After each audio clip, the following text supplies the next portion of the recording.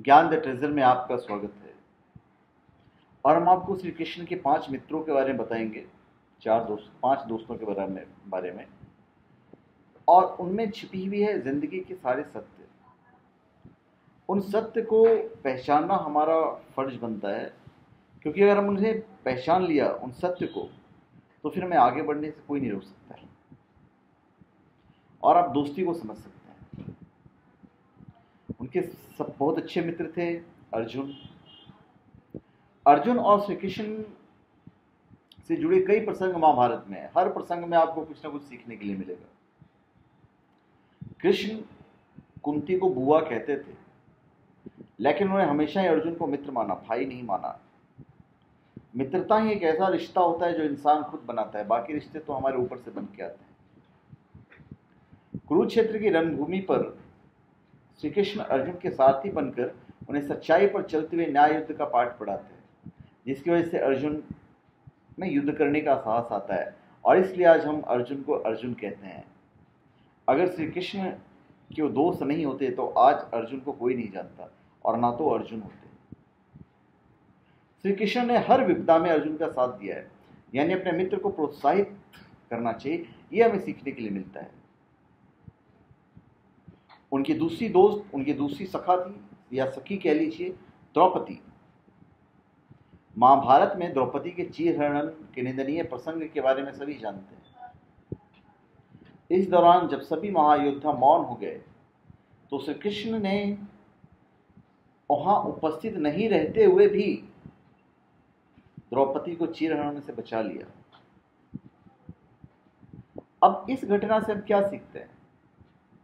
इस घटना से हम ये सीखते हैं कि विपदा में कभी भी किसी तरह का बहाना नहीं बनाना चाहिए और बहाना न बनाते हुए अपने मित्र की सहायता करनी चाहिए।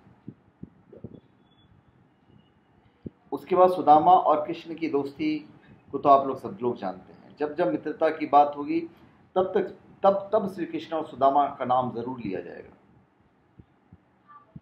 जब सुदामा गरीब रहते हैं और श्री कृष्ण के पास आर्थिक सहायता मांगने जाते हैं, बड़ा संकोचाते हुए कि यार कैसे जाऊं, उनकी बीवी उनको जबरदस्ती भेजती है, तो श्री कृष्ण ने मना नहीं करते बल्कि समृद्ध और संपन्न कर देते हैं।